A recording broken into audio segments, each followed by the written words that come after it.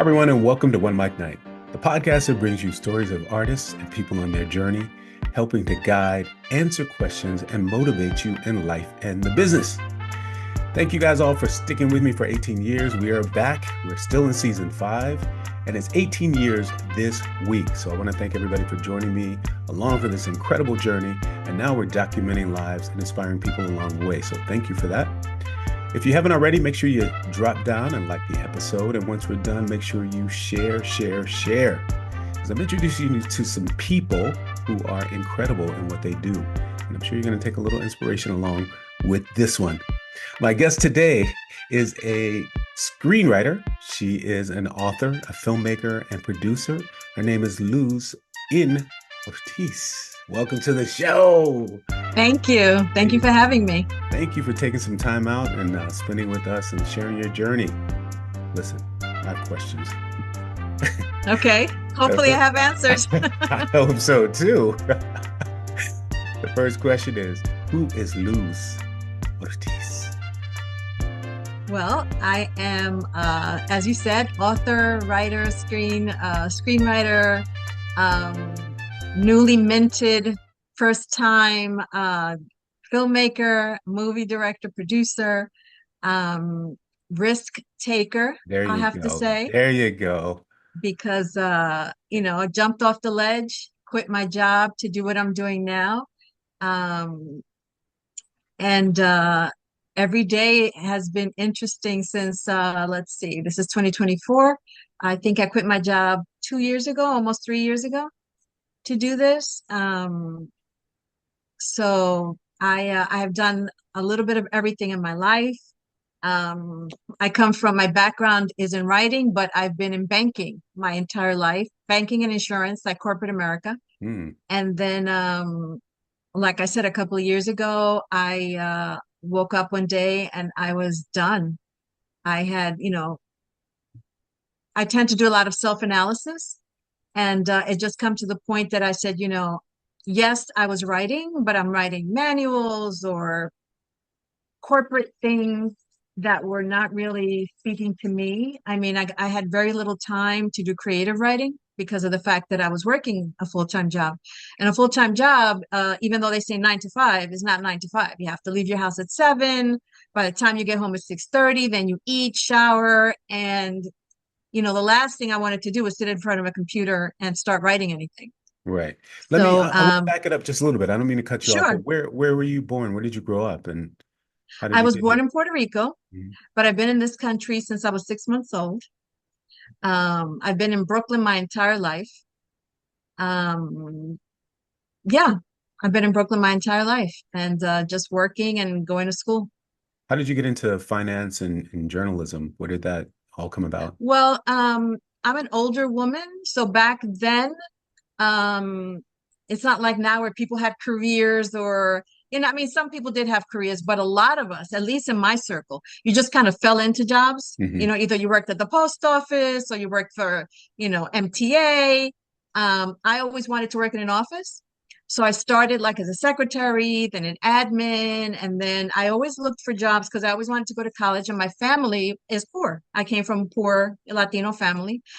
So no hopes of anyone saying go to college and, so I always looked for jobs that paid for college. My education, although there was a period where I got laid off from a job and I kind of had to fend for myself, but most of my education was paid for companies. My bachelor's degree was paid for by several companies, and then my master's degrees was paid for I don't know if I should mention the name, but one of the big banks here in New York. They paid for my master's degree. I was while working there. You're talking about while working there. Yes, beautiful. While working there. Mm-hmm. So I got my entire education paid for, like I said, minus I don't know, several $1,000s. My certifications were paid by companies. I'm certified in anti-money laundering. And that's how I got my education, but I was always very education minded. So I looked for companies that paid for education because I knew I couldn't pay for it. Right. Yeah.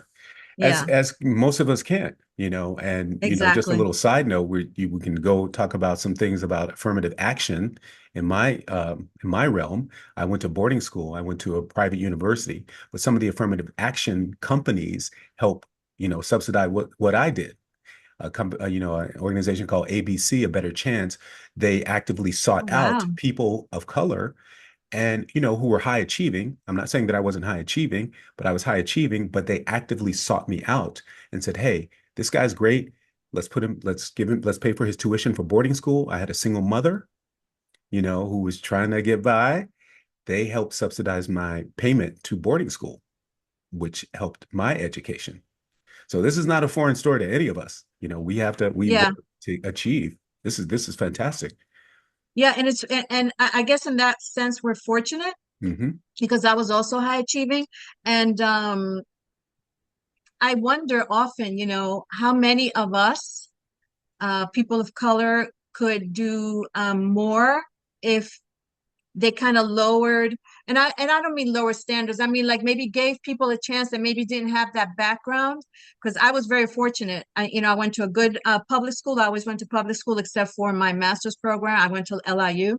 Hmm. Um, and you had these teachers that pushed you along, and gave you more to do, so you were able to expand, and know things that you would not ordinarily do coming from, maybe Bushwick back Right. then. Yeah. Yeah. Because Bushwick back then is not what Bushwick is And today. no, it wasn't.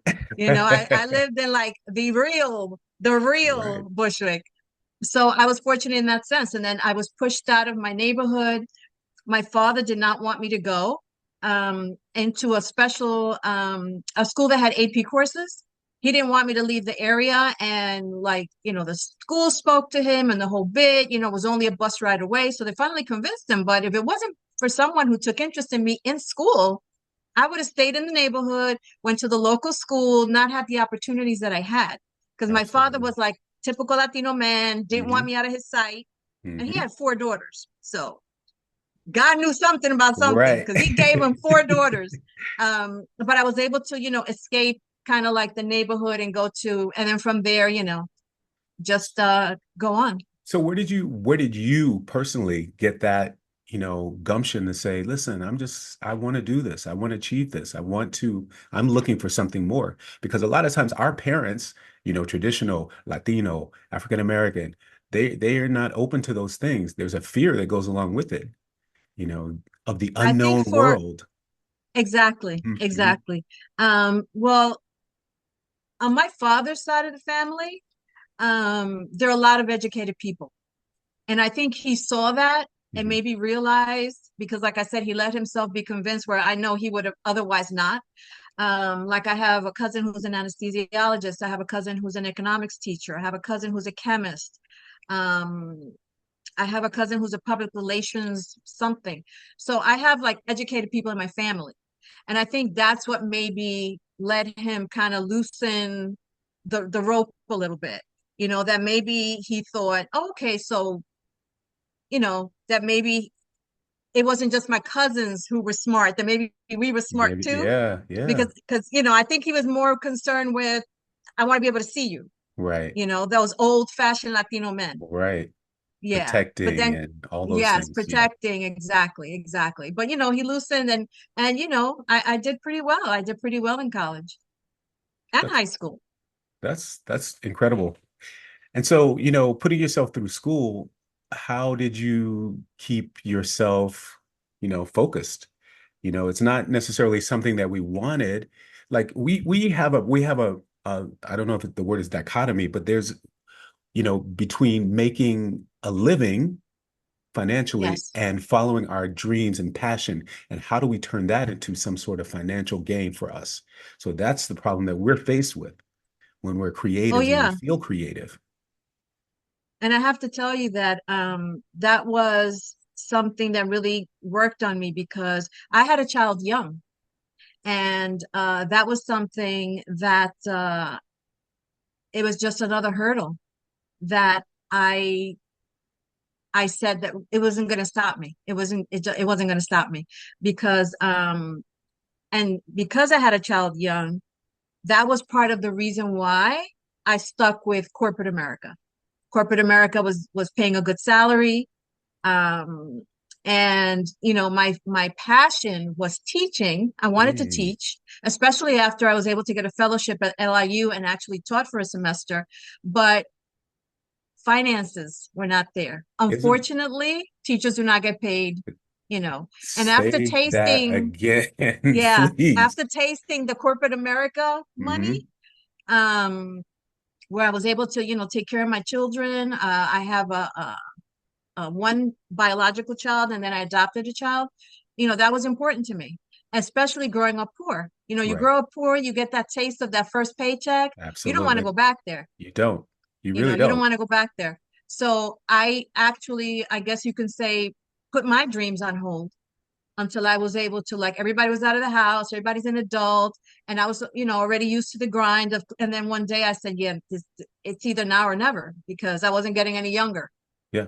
And that's how I ended up here, producing a film and writing some books. And because and it's funny because in 2 years I've written 5 books, well, self-published 5 books.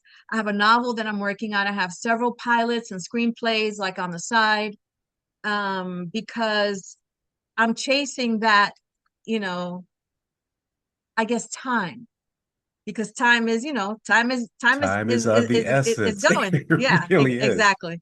Yeah. Yeah. So I'm trying to like dip into a little bit of everything and see what hits. Yeah. Do you feel scattered? Do you feel how do you deal with all those? Because It's you're interesting you should say that, Mhm. scattered, because um I was afraid that, like, a potential agent or manager would say, you're all over the place. And then I Google everything, every single thing. So I was doing some research and I found the term, because there's an actress that came up in my research. Oh my God, I can't remember her name, but multi something. It's called multi something, a person who does a little bit of everything. Because this particular actress, she's an actor, she Mhm. produces, she directs, so I'm like, oh wow, that's me. Yeah. I said, so then I didn't worry so much, because initially And I was multimedia. worried. You mean multimedia? Is that it? No, it was let me Multi see if Not I multitasking, but no, multimedia. not Oh, multitasking. Let me see if I can find out while we're online. Um, person in I don't even know I don't even know that's all what right. I had Googled. It'll come But to you, in I'm any sure. event, Yeah. yeah, yeah. And when I saw this actress who they called her a something, because she did everything, I said, that's me. Because initially, like I said, I was worried that a potential agent and manager was feeling like, you're all over the place. And then I was going to pull this woman out and say, well, she's a actor, producer, da, da, da, da, da, da, Right. da. The only thing is that I'm not an actress. But I try to keep it all, in the same vein, because screenwriting is still, writing.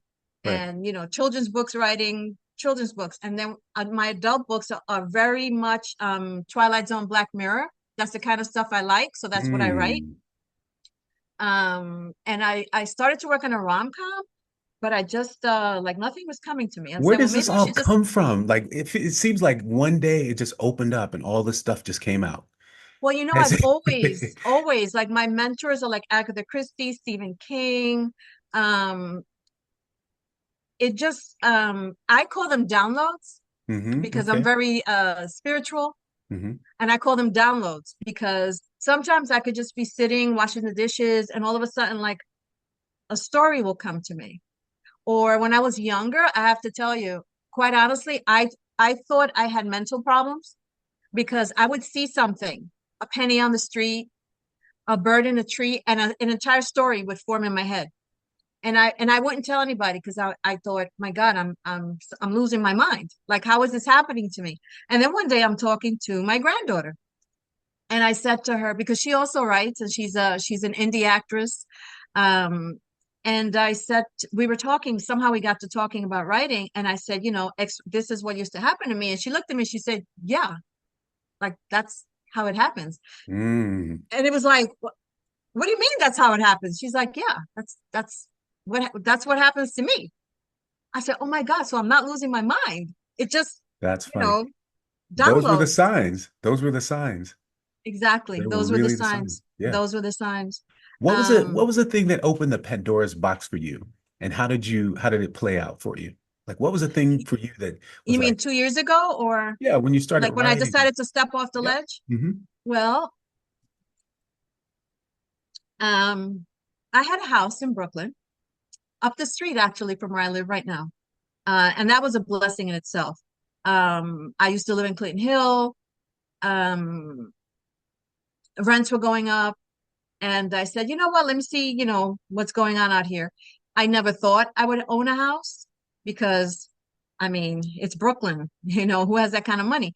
But then, I looked at my 401k, blah, blah, blah. And so I ended up buying a house in Brooklyn. Fast forward, COVID, XYZ, I had lost my job. The economy wasn't doing that great. So I was on the verge of losing my house. And suddenly COVID hit.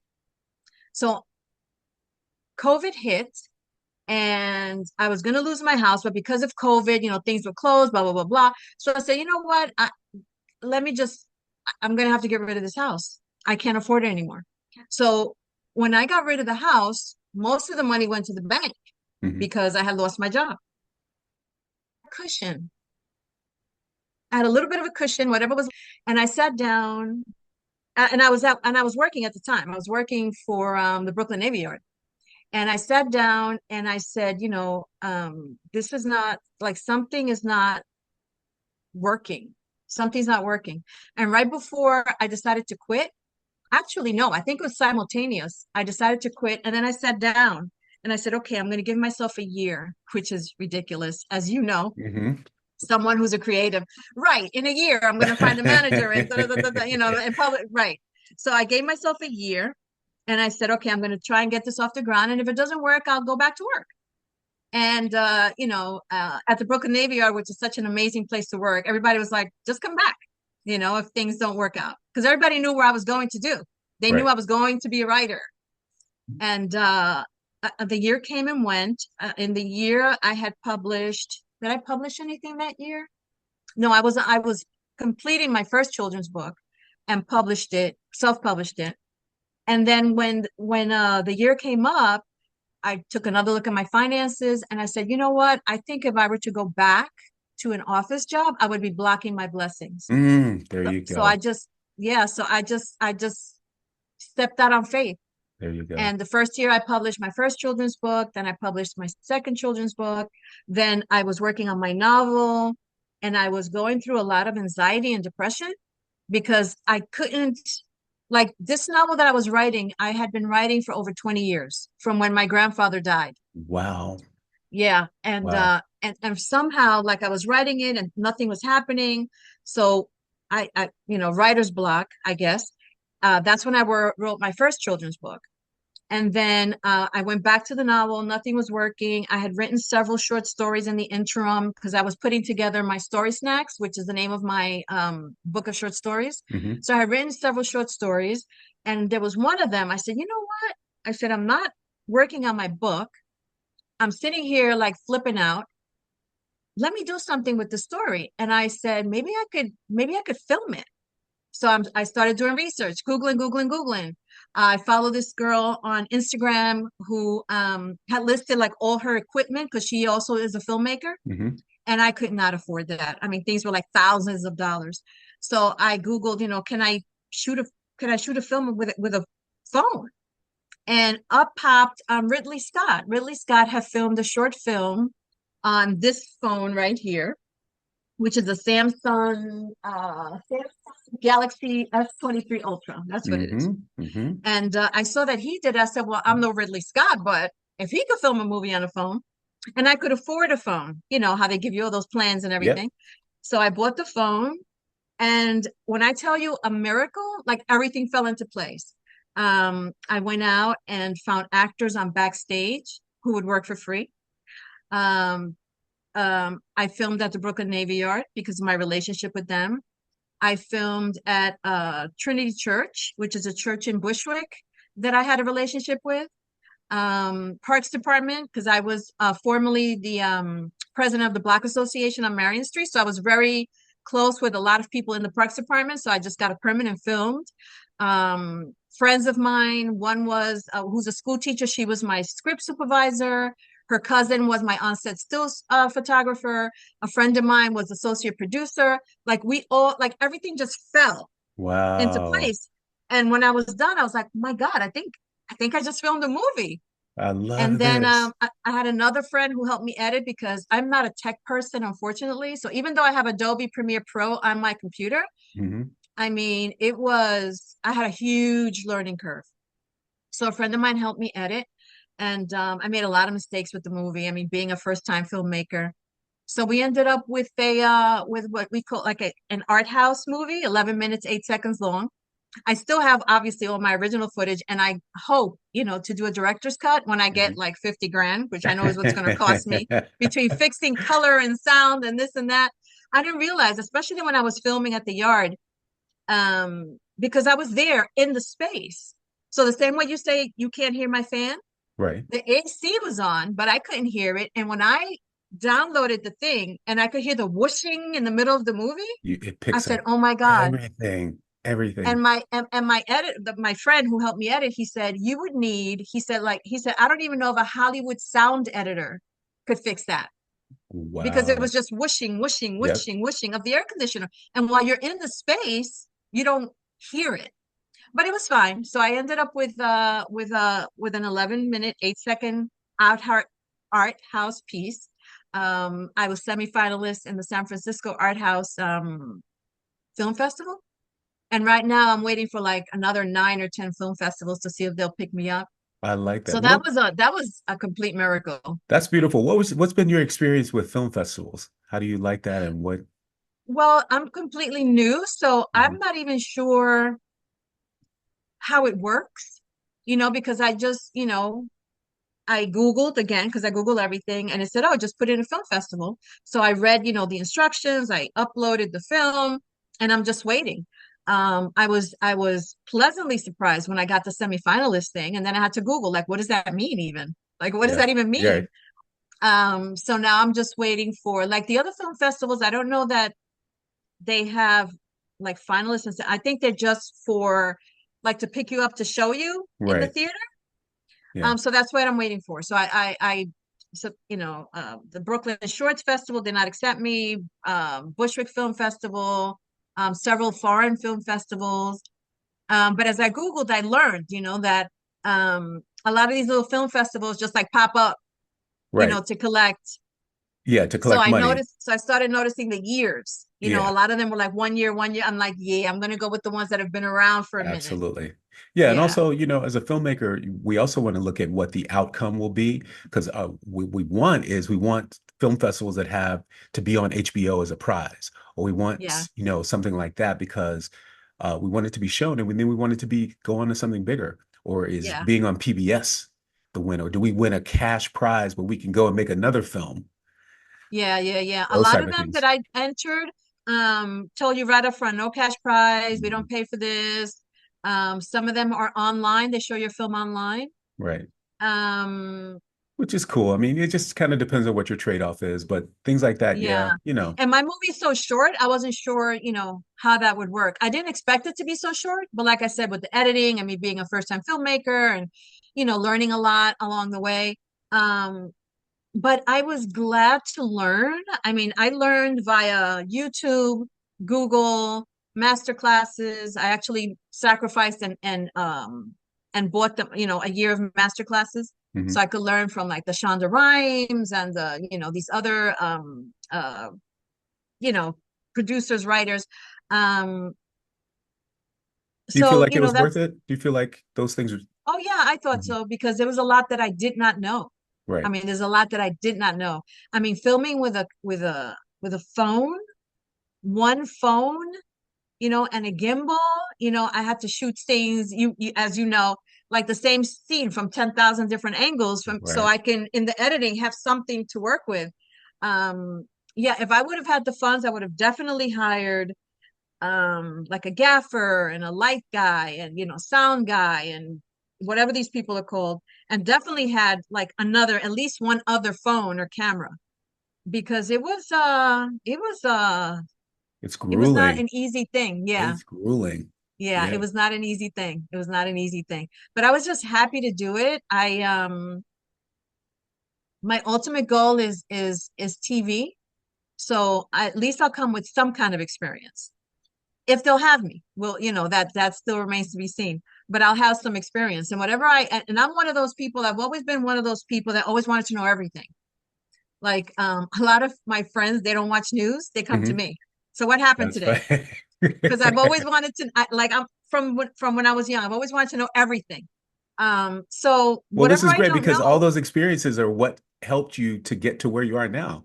It helped you yes, take all that information and put it into that filmmaking because you were Googling along the way. You were seeking knowledge to make your exactly. product better. You take the master classes and you learn from the experts on how they did it. And then you Googled, oh, can I do it on a phone? Or, I don't have the budget. Can I do it on a phone? Yes, I can. How do I do it on a phone? And you do Yes, it. You're there to tell the story. You're there to tell, it doesn't matter if it's on a crappy camera. If we can get the story, if we can receive the story as an audience member, that's what's yes, important, and then you yes, take it to the film festivals and maybe a producer sees it and he wants to invest money in it or invest money in you as a writer and filmmaker and see what your next project is. That's why we're doing film festivals, you yes, know, so we yes. can And take I'm that always film bigger. looking for places to like submit. Yes.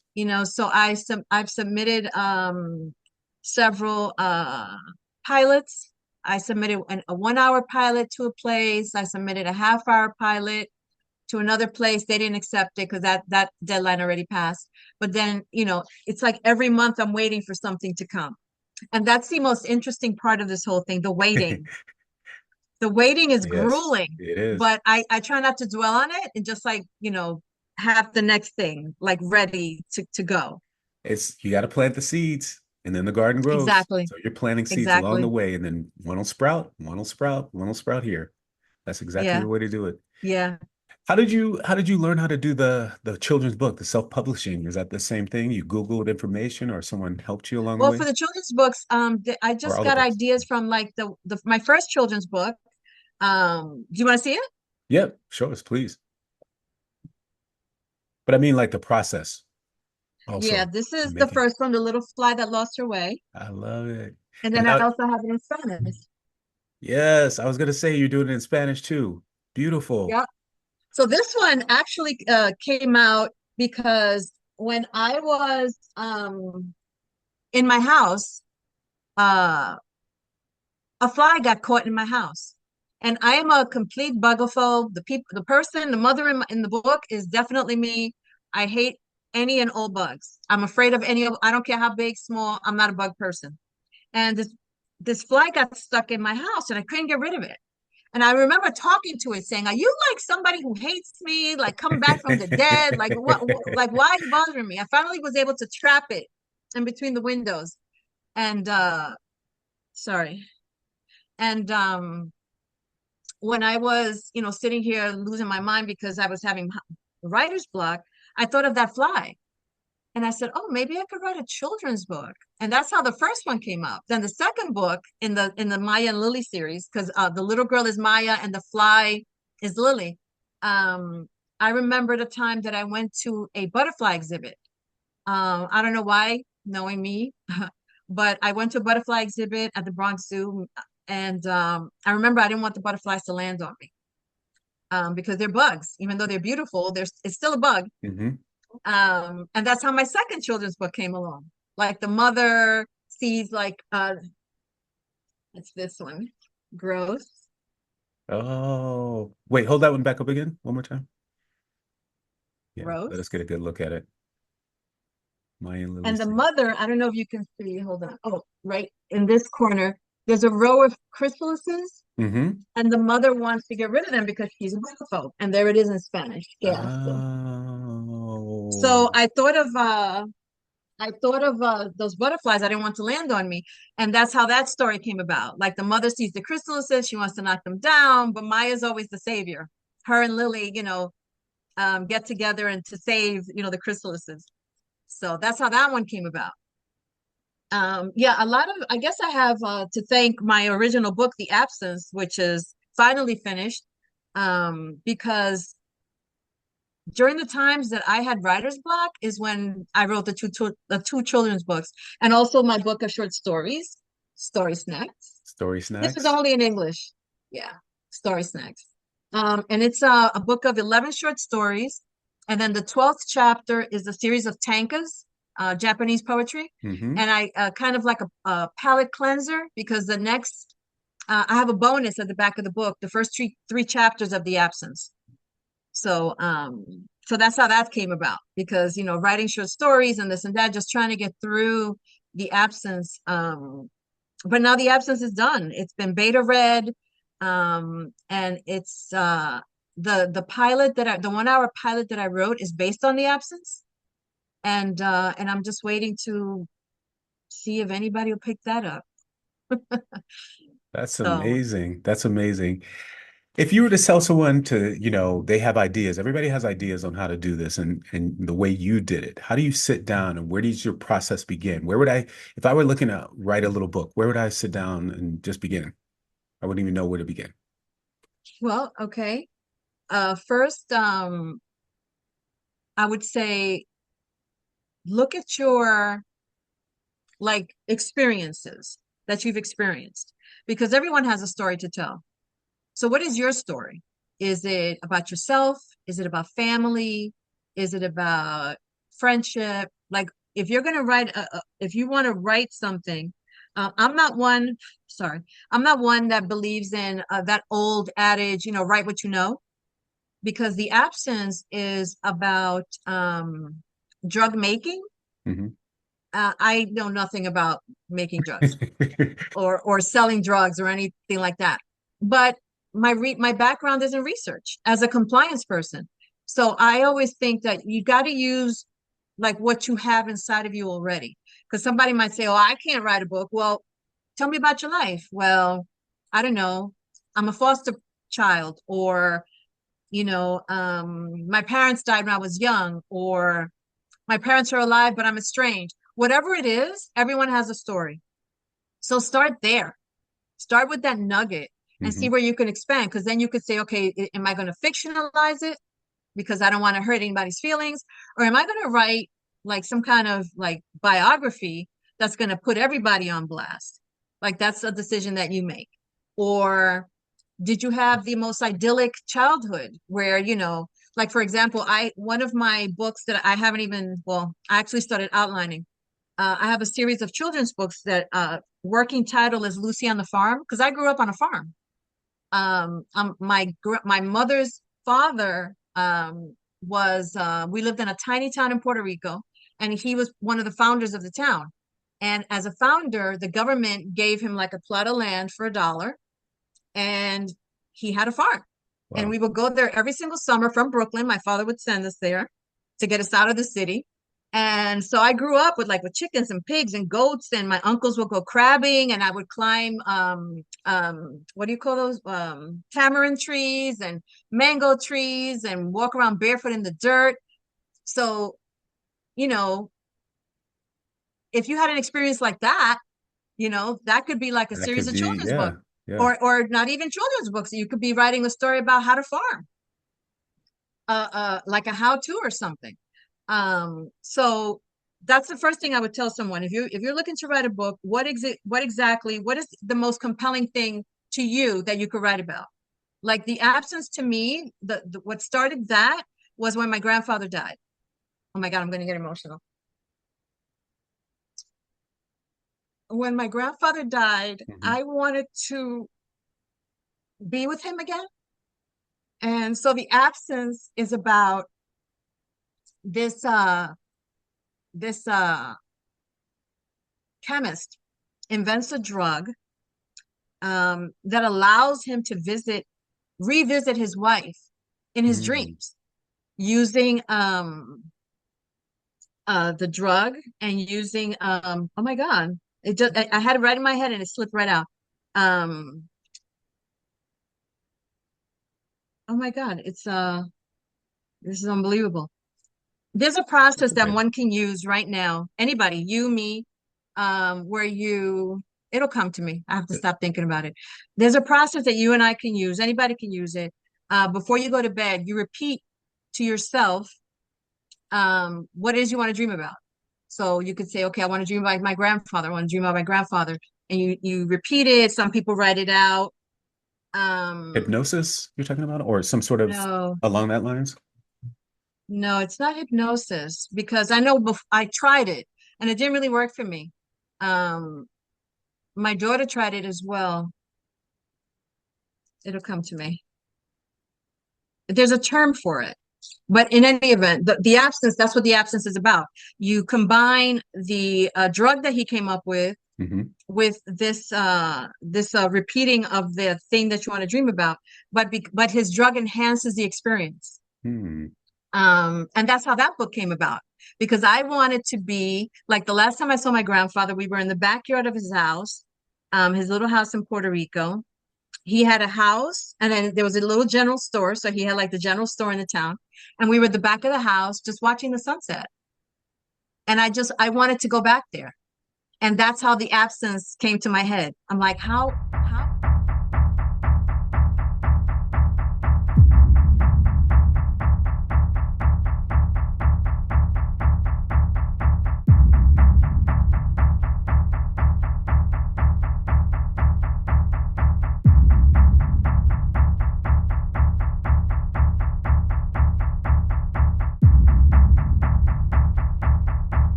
How the absence came to my head. I'm like, how would I do that? Oh, Interesting. TDI, targeted dream incubation. That's what it's Ooh, called. okay. All Targeted right. dream incubation. Okay. So apparently anyone could do it. I don't know anyone who has done it because I've tried. I have tried. I have tried. I have tried. And I'm sure there are people out there that have done it because otherwise, why would there be a whole Right. term? Exactly. Yeah. So targeted dream incubation. So in the book, the chemist uses targeted dream incubation combined with his drug, and he's able to like spend, like he'll say, for example, in the book, he says, I want to go back to my wedding day. So he's in his wedding day with his wife and, the vows and her walking down the aisle and the whole bit. So the drug enhances the targeted dream incubation. So he could go through like the entire experience without waking up. Oh, wow. So that's what the absence is about. And Wow. that came from me missing my grandfather. So if Wow. somebody were to be writing a book or wanting to write a book, I would say, look inside and see what it is that you think would make a compelling story, and not compelling to the world, compelling to you, For you. Yeah. because you're one of 8 billion people on the planet. Someone else is going to find this story compelling as Right. well. Like right now, okay, the It- absence, I've been putting it out there and I haven't found someone who has been as compelled as me. But I have full faith that I will find that person that'll say, wow, this is like a really cool story. Because I got to tell It's you, and I'm it's sure definitely you know, compelling. It's just whether or not these people want to make it for the masses is the problem. exactly, Because I'm going to tell you right now, I just accepted a script. I don't really audition for stuff anymore, but I people send me scripts, and the ones that are compelling to me are the ones that I do. So someone just sent me a film about death, and it's over the moon, and I about accepted it. death. About death. Wow. About, yep. And I can't because I signed an NDA, I can't talk about it, but Because it's, my movie is called Death Day. it's called Death Day, right? Yeah, So those type of things are compelling. We all want to know about it. It's a mystery.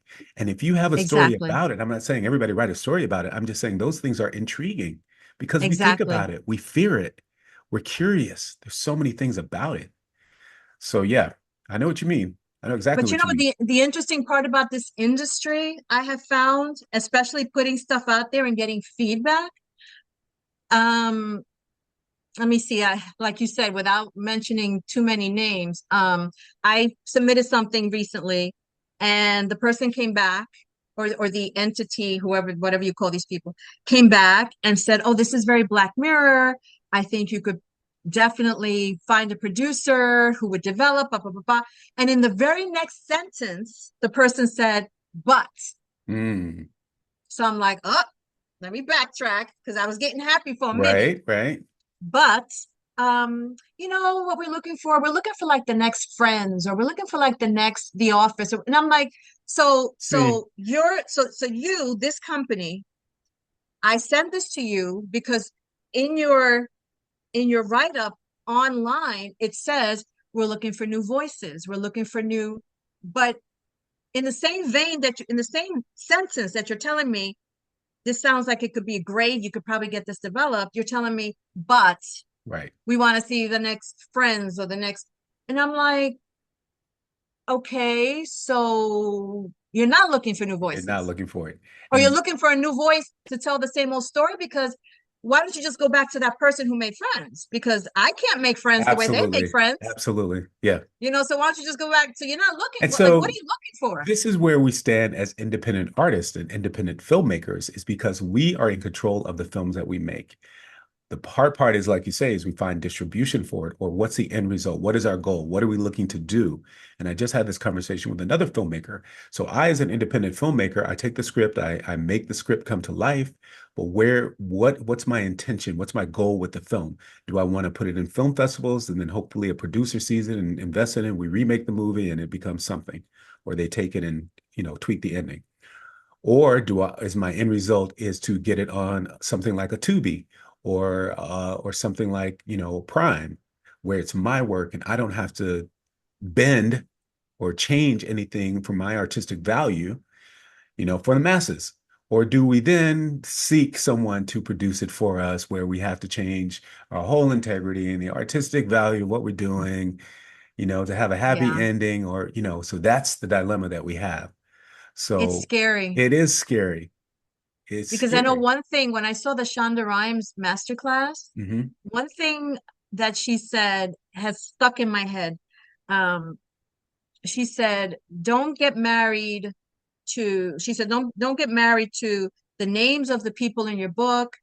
Look, this, that, the locations." That she said, because when you write something like that, it goes to legal, and they have to do the research. So a name that you have in your book, they might say, "Oh yeah, we can't use this name," and I'm going to exaggerate, because they were a serial killer or something. Hmm. Um, and yet this is the name that you've been living with for 5 years or 2 years or whatever the amount of time is.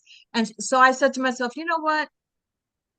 As we all probably said once in our lives, if I ever hit the lotto, I'm opening my own publishing Exactly. company, That's it. or I'm gonna produce my own stuff. Although of course I know this takes millions and millions of dollars, but that's not the point. The point is, I said, I'm saying, if I had my own money like that, Yeah. and I remember speaking to a friend of mine who also writes. I said, so, we should open a publishing company. Then I started Googling. I'm like, yeah, we're gonna have to shelve that for a minute because it takes some Takes. money. Because Mhm. I thought of that, all the stories, all the untold stories in the hood, Yep. or even if it's not in the hood, they're looked at that way, Right. by some of the powers that be. Hmm. Um, or even that movie that just came out with Jeffrey Wright, American about that society. he American yeah that society. yeah that he's writing like a nice little book, and then not until he wrote about the dude in the hood Right. did he get any traction. Right. um it's Which has a disheartening. double standard too, because they also say that people of color, your movies don't resonate with anyone. That's why you're being paid less. And that's why you're, for the actors that are out there, you have a white woman and a white man who's getting the highest end of the scale. Your movie, you don't resonate. They don't know who you are in China. They know who Brad Pitt is, Yeah. so it's a tough one. We can put out our Or even stories. and even the way this country, I mean, this is where we live, is set up. For example, I read early when I first quit my job and I was doing a bunch of research. I read about a 25-year-old young lady who got like a seven-figure book deal to write about her and her girlfriends like having brunch in the city, and I'm like, so screwed, Right. because me and my girlfriends are not having brunch in the city. Right. Um, my girlfriends are not 25-year-olds, Right. Hmm. and among other things. But I was like, so is that what it's going to be? Like, if I don't write that kind of, it's just disheartening, but It's disheartening, and I that goes back to what we just said, and that's why we make our own films. We get, some yes, money and we put them in the film festivals, and hopefully someone sees it and says, "Okay, I like this, so I'm going to do this. I'm going to make yeah. this film and distribute it to as many places as I can." Yeah, So that's how yeah, I it's feel. hard. That's how I feel about the writing. Hmm. I would like for the absence to be traditionally published. Um, I really don't want to self-publish it. I would like for it to be traditionally published, but do I want the name of all my characters to be changed? Do I want my endings to be changed? I don't know. That's a really hard decision. I follow another woman on TikTok. She's also a writer, and she says she had a really compelling biography, and they wanted to buy from her, and they wanted to do this, that, the other. She's like, whoa, whoa, whoa, whoa, how are you gonna make all those changes? It's a buyout, like this is my life. So she ended up walking away from the deal. Right. She said I she get walked it. away because she said so it's sitting, but she said I'd rather having sit than that you're telling like half my story and have somebody else's story who I don't recognize. Yep. So I get it. again, it's kind of scary, but I remain faithful that my path is not going to be the normal path, because during the pandemic, there were some producers that got on TikTok that I started following, and they were being very generous with their information. Hmm. So we would talk back and forth. I'm like, oh my God, I can't believe I'm talking to like a Hollywood producer.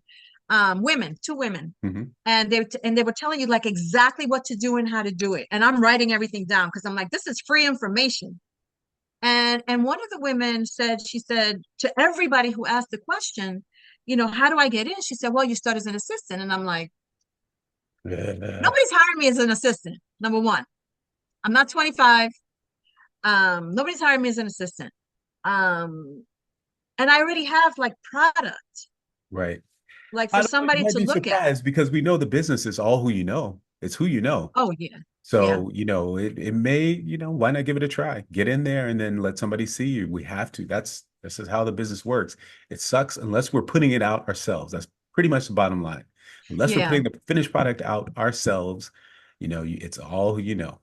It's all who you yeah. know. It's all exactly. Even for this little the six film thing, Yep. Hmm. lady said, it's all get your friends together, do that. Yep. And I'm like, I think I leave my apartment once or twice a week because I'm usually working. Right. Like if I were in an office, I'd be in an office. So that's how I am here. Like I'm working, working, working. Like I don't go outside to say, okay, let me wrangle a friend and make a movie. Like the three short movies that I've made Hmm. have all been me here. I don't know what the fourth one is going to be. That's tomorrow. But yeah, that's the first thing she said. She said, network, network, network. I Network. said, who am I networking with? I don't know. I mean, Yeah. we have that link that we, both were a part of that I sent you, and that's Yes, what we can do. What else can we do? We go on Facebook and we create the community and we join the community and we back and forth and exactly. meet people and come on podcasts and talk about, our own experiences and share and people join in. That's the best that we can do for now, Yeah. you know? And if we hit the lotto, If we hit the lot, we could then we we could win. film. Yeah, we could film our own stuff. Exactly. Yeah. Well, I'm actually working on a speech because I had eye surgery recently. I had connected to a car accident from a long time ago, and while I was convalescing, and I had noticed this a little while ago. I had noticed there was a trend, like some kind of like some new zeitgeist, I guess, about young people thinking they were old. So I'm on Instagram, I'm on TikTok. Oh my God, I'm such a grandma, and yeah, I'm already 32. I'm like, what's going on? So initially, I dismissed it because I was busy working. But then when I had time while I was convalescing, and I keep seeing this, I'm older, I'm this, and I'm like, well, how old are you? Well, I'm 34. Okay. Interestingly, I said to myself, I said, you know what? This sounds like an interesting topic to research. And during my research, I even found that, should I say the name? Ava DuVernay had said during an interview, oh, I started my career later, like in my 30s. And I'm like, all right, what is going on? yeah, Like, yeah, why is 30s? Because you don't even know like anything until you're like 20 of something years old. course. But that's a So mentality. I started doing research. I created a survey. I put it out there. I put it online. I sent it to friends and family with a bunch of questions about, why do you feel this? Why do you feel that? And right now I'm actually tabulating the results with I got help from someone to tabulate the results because I'm trying to put together a speech. And I actually applied to give the speech somewhere, which I guess maybe I shouldn't mention right now. But I applied to give the speech, live your life and forget your age. Because I said to Absolutely. myself, what better example than me? Right. That an older woman who said, because initially that was a real concern that people were gonna, I was gonna come into a room and people were gonna be like, what this old lady want? And like, go retire somewhere. And I said, there's no age. And then There's when I started, absolutely no age. doing research, Vera Wang, Colonel Sanders, Morgan Morgan Freeman, Freeman. all these people that have done, that have done stuff late in life. I'm like, yeah, I'm in really great company. Absolutely. So Absolutely. I started writing this speech, which is like maybe halfway done. And I said, I think this would be real information to give these young folk who think they're old or that they can't do something because, oh my God, I'm so late in life. What if you're a late bloomer? That's Listen, going to be part of the speech too. I'm part of a financial community that the guy says, if you're 27 and you haven't figured out how to do this, this, and this already, you're too late. You know what I mean? And it's the pressure that we're putting on ourselves Yes. to be high achievers at an early age. And if you're 30 years old, your career hasn't started, you haven't done this and that, then there's no way you're going to make it. That's not true. We don't even value the older people in our lives anymore. No. And that's the sad part. That's the sad part. But that's all part of, it's to the me, construct it's part of exactly. This It's I call it I don't call it, but the term that I came across was the social contract. Yes. The social contract is you go to high school, you go to college, right? For those of us who can't, you go to high school, you go to college, you find your love of your life, you get married, you have children, you buy a house, your children have children, you enjoy your grandchildren, and then you're supposed to die. Right. Yes. Right? That's the way it was back in the day. Right. This is what you do, then you die. Right. And then the next generation comes. The issue in 2024 is a lot of older people are fitter than 30-something-year-olds. So they're not like, we're not dying. That's right. So it's not only, there's a lot that goes around that idea that these people feel, that these young people feel old. Right. The fact that they're not be able to buy a house, they may not be able to find someone. And if they do find someone, together you can't buy a house. The food partially that we because eat, the air that we still breathe. Got student loans to pay. Okay.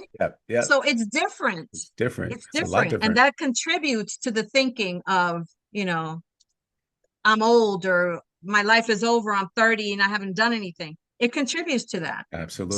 So that was very interesting to me. So like I said, I started putting some together when I say when, because I believe in putting stuff out there positive. When I finally hear from these folk who I applied to do this, I'll absolutely let you know. Please do. Please do. Yeah, definitely I'll absolutely come back to the show and let me know what's going on too. Yeah. Well, listen, I want everybody to know where they can find your information. What's the central place we can reach you, and website?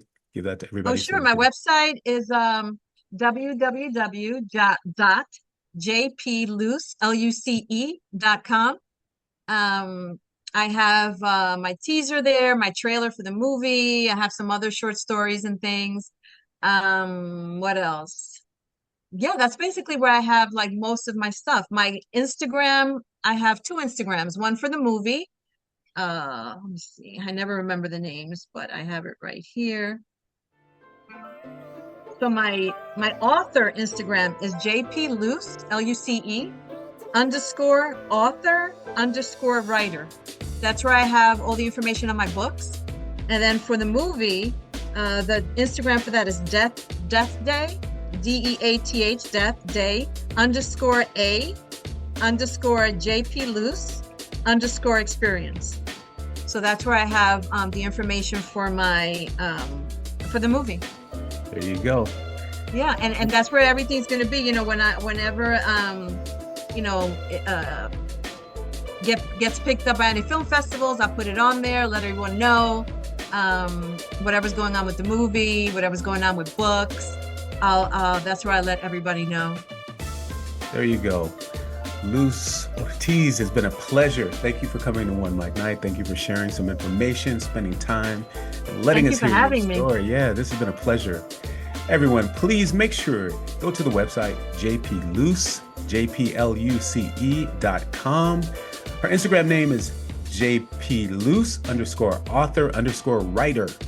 You can reach out to her there, but make sure you check out the books, which I'm going to do myself. This is OneMicNite. OneMicNite is spelled ONEMICNITE, 18 years. If you want to be on the show or you have any questions for me, find me at Marcoso-Luis, MARCOSLUIS. Make sure you like this episode and make sure you share. Thank you for joining me. We'll see you next time on OneMicNite. Thank you. Thank you.